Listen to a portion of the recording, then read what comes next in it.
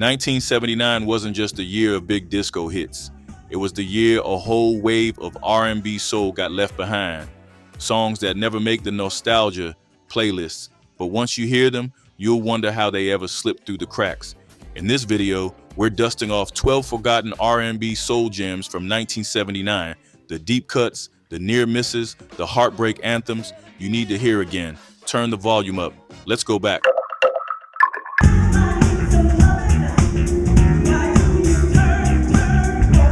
The first time I really heard this song, not just listened, I was in a small living room that smelled like hairspray, incense, and Sunday dinner leftovers.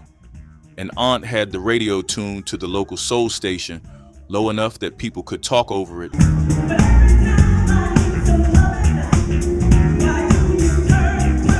But loud enough that the groove held the room together. Then that opening hit, that tight Philly rhythm section, the strings rising, the bass walking with confidence, and those three voices came in like a warning and a promise at the same time.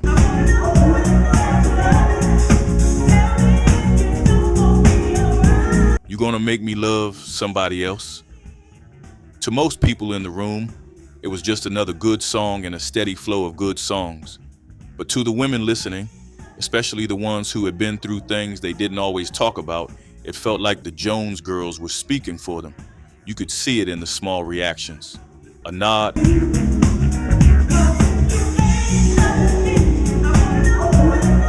a side eye, a little from the corner. That's the power of Philly soul. Gamble and Huff knew exactly how to rap hard truths in gold and silk. The Jones girls weren't just singing a breakup song, they were setting a boundary.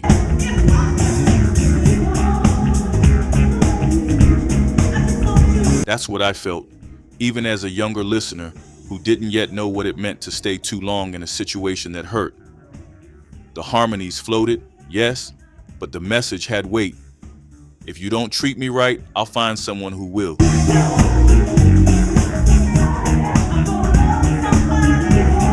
On the surface, it's elegant, smooth, almost polite. Underneath, it's a form of resistance. And like a lot of songs from 1979, it got buried under the huge hits and the disco backlash that came right after. But for the people who heard it at the right time, it never left.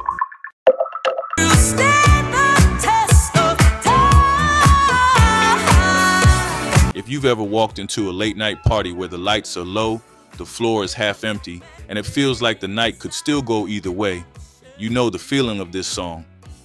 For me, it was a basement party. Colored bulbs, cheap speakers, plastic cups. Together, we'll stand the test of time. The DJ was playing funk and disco, trying to push people onto the floor. Then he slid in the opening of You Know How to Love Me, and the whole room changed temperature. The groove doesn't rush, it's confident. That Mimtoom and Reggie Lucas production.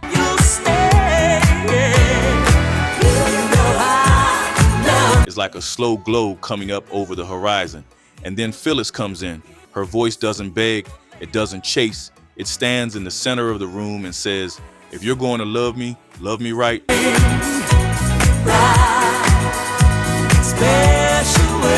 I remember watching older couples move to it, not with big wild steps, but with small, close, careful movements, the kind you only share with someone who knows your history. There was something both joyful and serious in the air. You could feel that this wasn't a teenage crush song. This was grown folks R&B.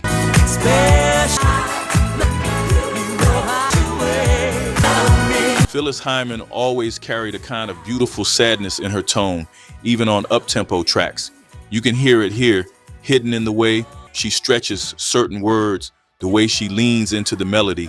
It's like she's been through the disappointment already, and she's given love one more honest chance.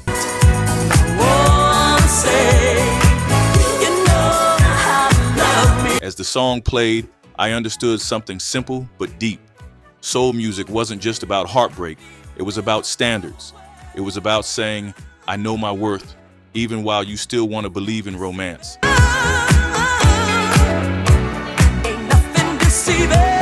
By the time the track faded, the room felt softer, more vulnerable. That's the magic of this record. It doesn't scream for attention. It just walks in, glows, and leaves you changed. Hey, yeah, little darling, I said I love you. Some songs feel like they belong to late nights. This one belongs to slow dances at the end of a long day. I heard GQ's version of I Do Love You at a family get-together when the party was starting to wind down. So right now, never, gonna let. Kids were half asleep in chairs. Older folks were talking quietly, and the energy had dropped into that sweet, reflective zone where people finally say what's really on their minds. Then the DJ, the kind of uncle who always kept the good records in plastic sleeves, dropped the needle on this track. And I don't want you to go, no, no. You know it's a remake of Billy Stewart's classic if you're deep into soul history, but GQ didn't just copy it. They smoothed it out, gave it a late 70s shine, cleaned up the edges without losing the heart. My baby, I love you so. When the vocals came in, soft, pleading, but calm, it felt like someone in the room had finally found the courage to say what they'd been holding back. I do love you, not I kinda like you, not you're fun, not let's see where this goes. I'm afraid that your love, it would come to me. A simple, open confession, the kind that makes or breaks relationships. Watching couples sway to it, I learned how powerful a slow jam could be. No screaming, no big drama, just a steady, honest groove and words you could believe. And I don't want you to go, no, no. In that moment, the song felt like a bridge between generations. The older relatives recognized the melody from Billy Stewart's era. The younger ones heard it as something fresh and modern. Everybody, for a few minutes, was on the same emotional page. Someday, because I love you so bad. Girl, it's about. That's what makes this version so special. It's not just a cover, it's a conversation between the past and that particular moment in 1979, spoken in the language of pure R&B romance.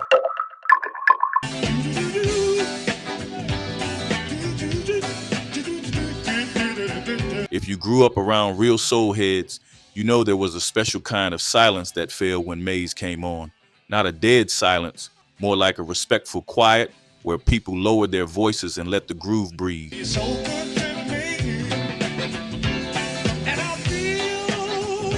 Feel That You're Feeling was one of those songs that didn't need to be a massive crossover hit to own a room. The first time I really connected with it, I was outside at a summer cookout.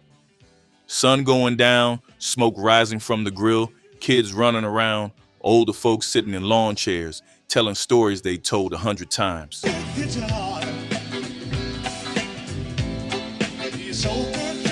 Then Maze came on.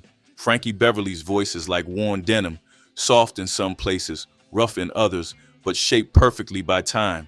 When he sings about feelings, he doesn't sound like he's guessing. He sounds like he's been there, took the long way through it, and made peace with the scars.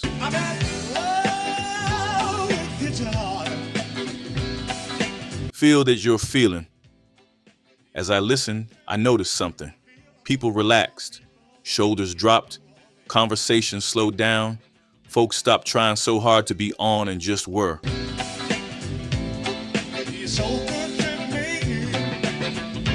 Maze has that spiritual but not preachy quality.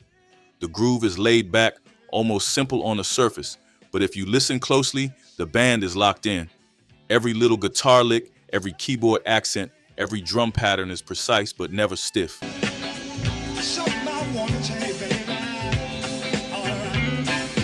Standing there with a plate of food in my hand, I realized this wasn't just background music. This was a soundtrack for community, for being together, for being honest about what you feel without dramatic speeches.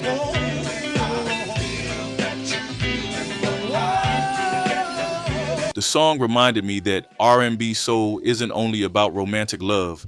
It's also about the feeling of belonging somewhere, of being surrounded by people who understand you without you having to explain yourself.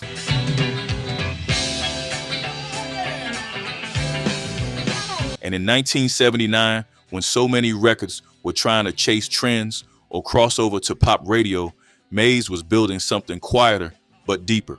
A body of work that lived in real lives, in real rooms, at real gatherings. Just a little bit, just a little bit. The first time I really felt this song, I was standing on the edge of a dance floor, trying to act like I was too cool to move. The DJ was flipping through records and the vibe had dipped a little. People were talking more than dancing, that awkward mid-party lull.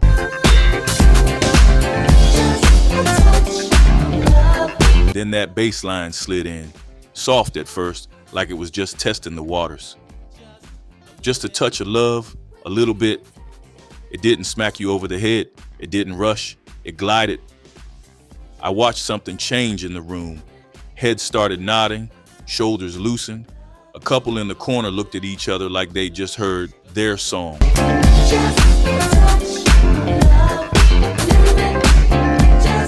This was Ohio funk at its smoothest, the kind of groove that didn't need flashy horn stabs or screaming vocals.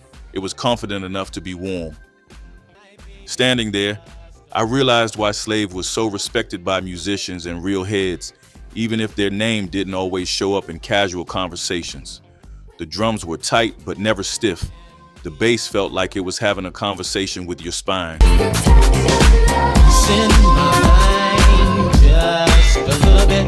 The vocals were gentle but sure, like someone whispering the truth in your ear instead of shouting it across the room. I finally stepped onto the floor and it hit me.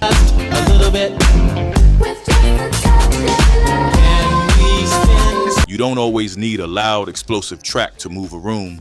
Sometimes just a touch of love is exactly the amount of push you need to get people dancing again.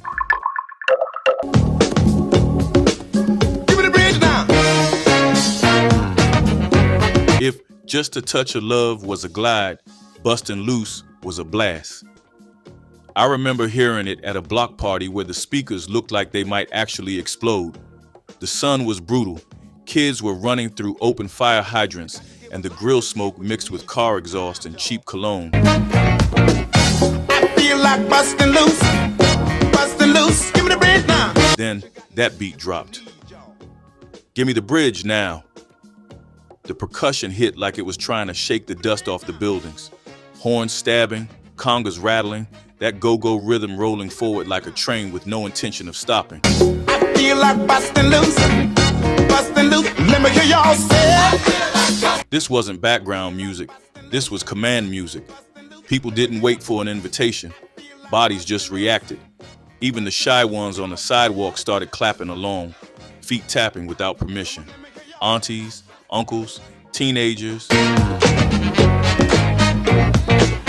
I feel like bustin' loose. Even the old man who complained about noise every year ended up nodding his head to that groove. In that moment, I understood why Chuck Brown is called the godfather of go-go. This was R&B and funk, yes, but it was more than that. It was local pride pressed onto vinyl. It sounded like a whole neighborhood refusing to sit still, refusing to be small or quiet. Bustin' loose, I said shala, come on, y'all said. Bustin' Loose didn't care if you knew the charts, the genre, the history. It only asked one question: can you feel this? And if you could, you had no choice but to move.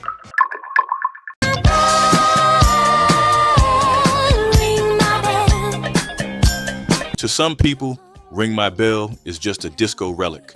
To me, it's the sound of colored lights spinning across a crowded room and the feeling that, for one night, everyone could be a star. I remember seeing it transform a small hall party that had no right to feel as magical as it did. The floor was sticky, the decorations were cheap, and the sound system was doing its best. But once that high, chiming synth and tight, ticking beat came in, none of that mattered. Then Anita's voice cut through, bright, playful, but with a softness underneath.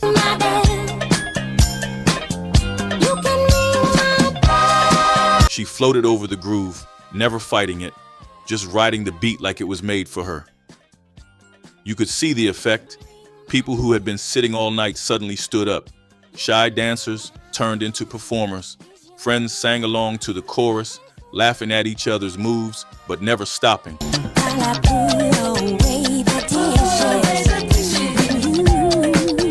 What struck me was how clean the record felt. Among all the heavy funk, rough edges, and gritty grooves of the late 70s, Ring My Bell was like a neon sign, sharp, glowing, impossible to ignore. It was R&B sweetness dressed in disco shimmer.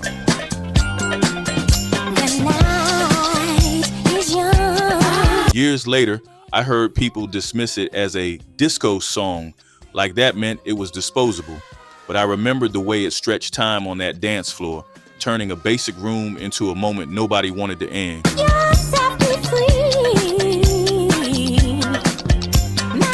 Sometimes a track doesn't have to be deep to hit deep. It just has to find the exact frequency where joy lives. That's what this song did.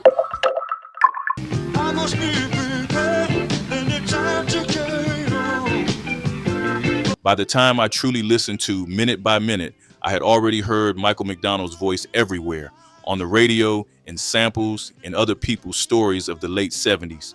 But this song made me sit down and pay attention. It came on during a long, late car ride.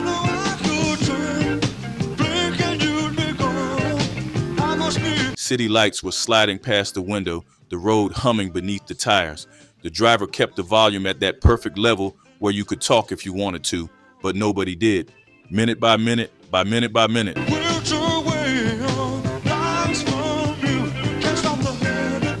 Michael's voice didn't sound like it was trying to impress anyone. It sounded like a man who had gone through something, survived it, and was still figuring out how to live with the memories.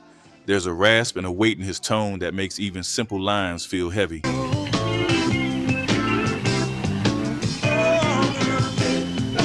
I knew the Doobie Brothers were technically a rock band, but in that moment, none of that mattered. This was soul, not because of the label on the record, but because of what it did to the air in the car.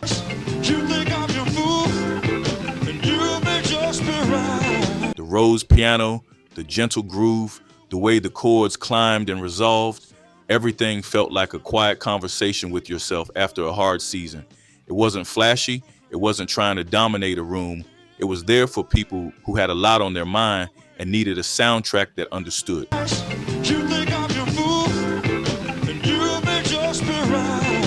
Listening to it, I realized that soul isn't just a sound, it's an honesty. It's the feeling you get when a song respects your pain enough not to rush you through it. By the time the track faded, nobody in the car said anything right away.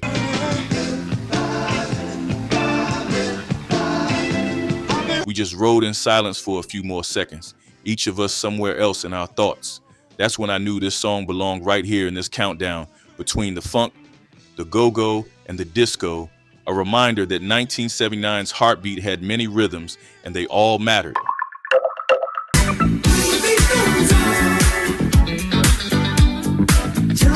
The first time I really felt this song, not just heard it, I was standing in a line that was moving way too slow.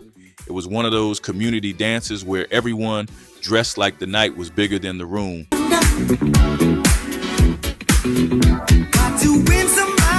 Shiny shirts, wide collars, perfume hanging in the air. The DJ was trying to get the energy right, working through a few warm-up tracks, but people were still shy, still holding their drinks and conversations like shields. Then that bass line tiptoed in.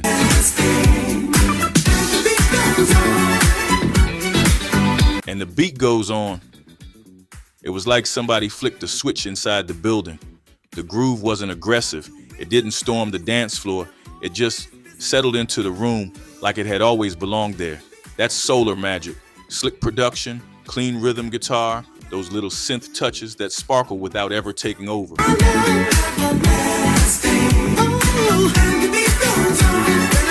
And then the Whisper's vocals came in, smooth, perfectly blended, like velvet laid over a drum machine. What hit me wasn't just the sound, it was the message. Life keeps moving, the world changes, people come and go, but the beat goes on.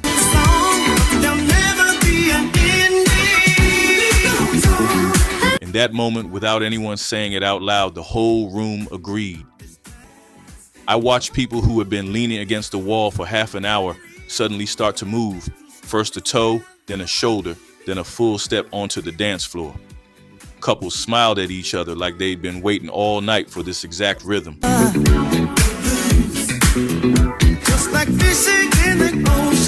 It wasn't wild dancing, it was controlled cool, that late 70s blend of pride and smoothness. Nobody wanted to look foolish, but the groove gave them permission to relax. As I stood there, I realized this wasn't just a dance track. It was a reminder.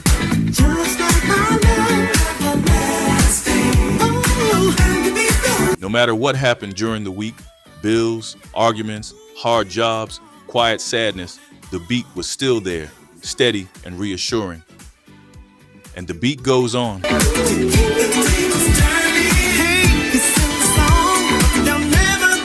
In that room, with that song, time felt softer. The worries were still waiting outside, but for those few minutes, they didn't matter. Others try to satisfy you, baby. With me, true love can still be. For me, this song will always smell like popcorn, cheap pizza, and rented skates. The first time it really sank in, I was at a roller rink with lights spinning around the walls, turning everyone into moving shadows and flashes of color. The floor was crowded, wheels clacking, kids trying to show off, adults pretending they weren't afraid to fall. Then the DJ dimmed the lights a little, and that gentle bouncing groove slid into the speakers.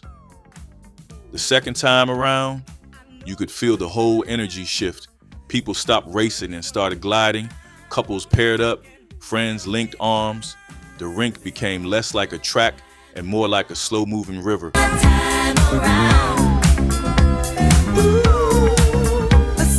I remember watching one couple in particular, not teenagers, not seniors, just regular grown folks, maybe working through something in real life that nobody else knew about. They held each other a little closer as the song went on. The way they moved, it was like they'd messed it up once before and were quietly promising not to waste this second chance.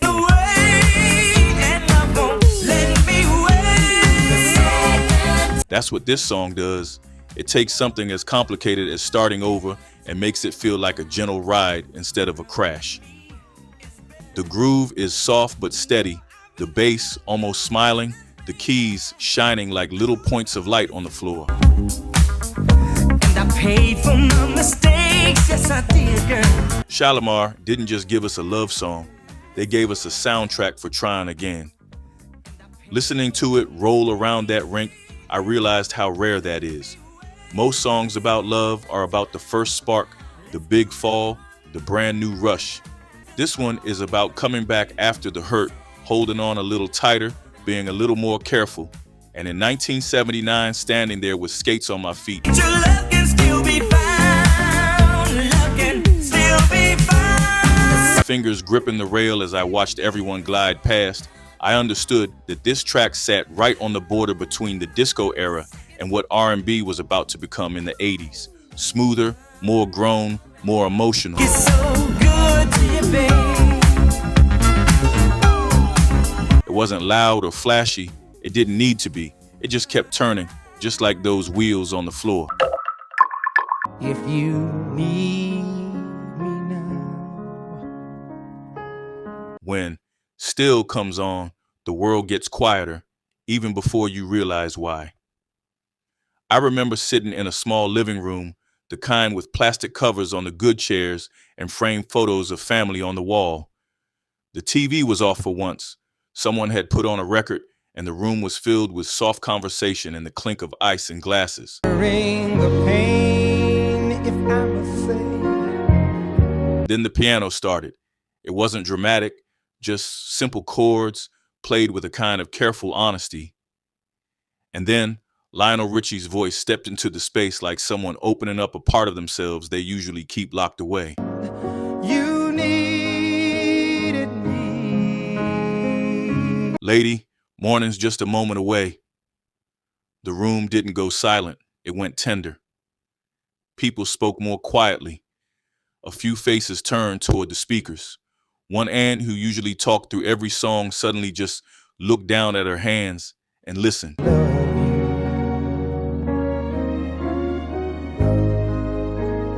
I felt something in my chest I couldn't quite name at the time.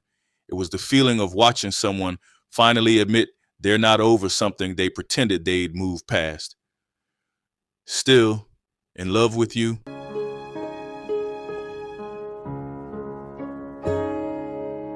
There's no yelling in this record, no big vocal gymnastics, no anger, just acceptance. The arrangement gives him space, gentle strings, patient drums, the kind of production that knows when to stay out of the way. Oh, deep in my heart, What struck me was how grown this song sounded, not in the sense of age, but in the sense of emotional weight. This wasn't teenage heartbreak. This was someone who had gone all the way through a relationship.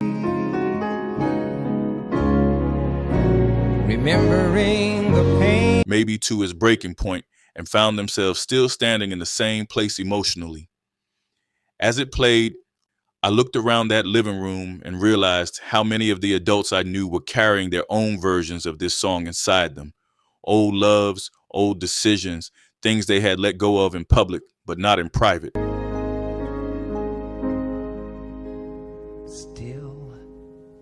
Still wasn't just the Commodore's ballad.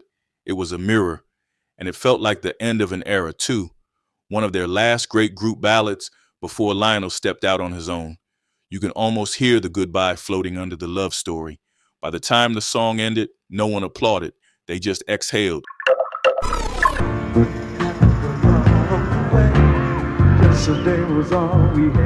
Some songs don't just play in a room, they rearrange the air. The first time I felt After the Love Has Gone wrap itself around me, I was in a car at night, city lights smearing across the windshield. The radio was on, some quiet late night show, and the host said something like, "Here's one for anyone who's ever stayed too long or left too soon."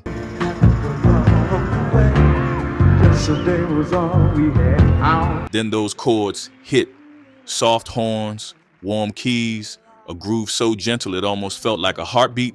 And then the voices, layered, rich, perfect in a way that somehow still felt human.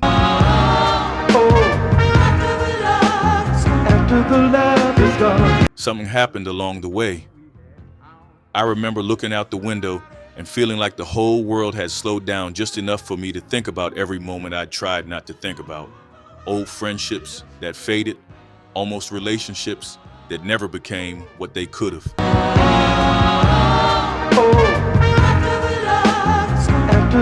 Times I knew I did something wrong and wished I could rewrite it. The beauty of this song is that it never rushes to blame. It doesn't scream accusations. It just stands there in the middle of the ruined room and quietly says, "What happened to us?"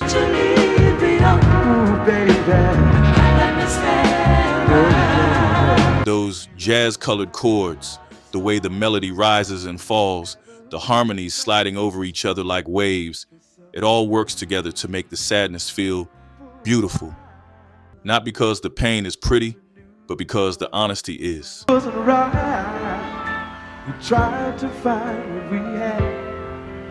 Earth, Wind and Fire were known for their big, joyful, spiritual songs, tracks that sounded like the sky opening.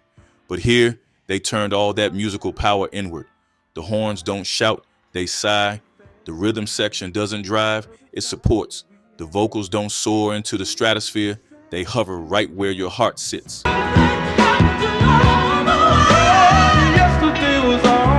As the chorus came around again, "After the Love Has Gone," I realized that this wasn't just a breakup song. It was a question a lot of people carry around for years. How can something that felt so right end up so wrong?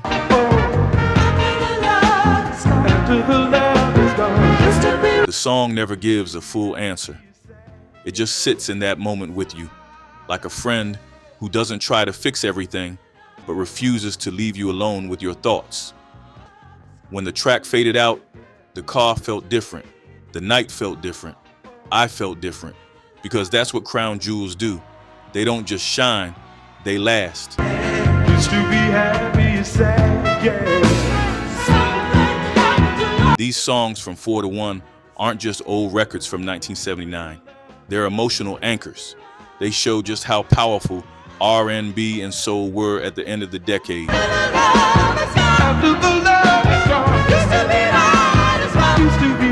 How they could make you dance, heal, remember, and face the truth, all in the space of a few minutes. And even now, decades later, their beat goes on. The journey doesn't end here, R&B soul lovers. Watch this next.